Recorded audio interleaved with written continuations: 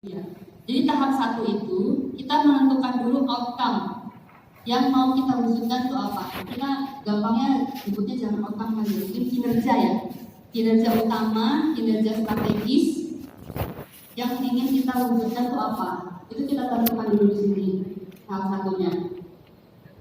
Kemudian saat kita sudah tahu kinerjanya apa yang mau diwujudkan, kita tentukan CSF atau Critical Success Factor atau bahasa Indonesianya inilah faktor-faktor atau kunci-kunci utama, kunci-kunci kritis, gitu ya, yang mempengaruhi pencapaian kinerja kita ini tadi yang sudah kita tetapkan di awal. Kita tetapkan CSF-nya apa saja, kemudian tahap ketiga kita uraikan lagi CSF tersebut sampai ke kondisi yang operasionalnya. Nanti baru setelah semuanya sudah teridentifikasi, baru kita tentukan kinerja-kinerja tersebut itu diukur dengan indikatornya apa. Nah sampai sini itu yang kita sebut sebagai pohon kinerja. Jadi pure kerangka logis. Kita berangkat dari kinerja apa yang mau diwujudkan, kita jabarkan faktor-faktor yang mempengaruhinya apa sampai ke level operasional, kita tentukan indikatornya. Sampai situ namanya pohon kinerja, Bapak Ibu. Nanti dari pohon kinerja itu kita terjemahkan ke dalam struktur perencanaan kan. Kita tempelin kinerja ini punyanya siapa, kinerja ini punyanya kinerja di jabatan yang mana, tempelnya di struktur yang mana. Nah, ketika pohon kinerja udah ditempelin atau dipasang-pasangin sama yang punya kerjaannya siapa, ke jabatannya gitu ya, ke jabatannya atau strukturnya, itu yang boleh kita sebut namanya cascading, Bapak Ibu. Semoga bisa cukup menjawab ya banyak pertanyaan terkait dengan apa itu bedanya pohon kinerja sama cascading.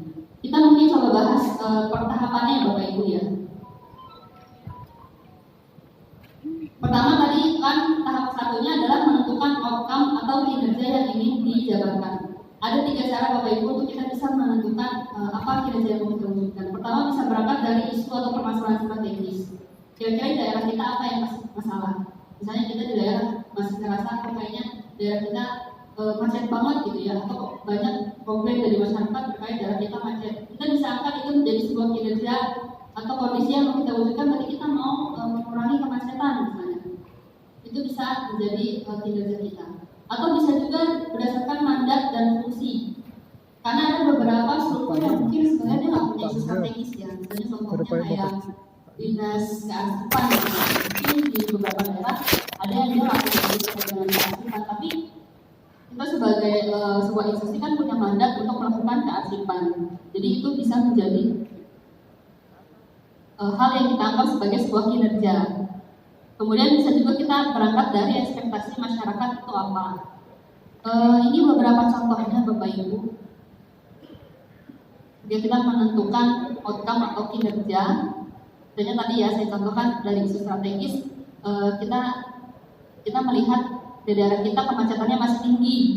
Berarti kita mau mewujudkan kinerja itu kita mau menurunkan kemacetan. Kalau misalnya berangkat dari mandat, kita mau mandatnya itu ada dari pemerintah pusat, gitu, dari presiden, kita harus memperbaiki tata kelola pemerintahan kita.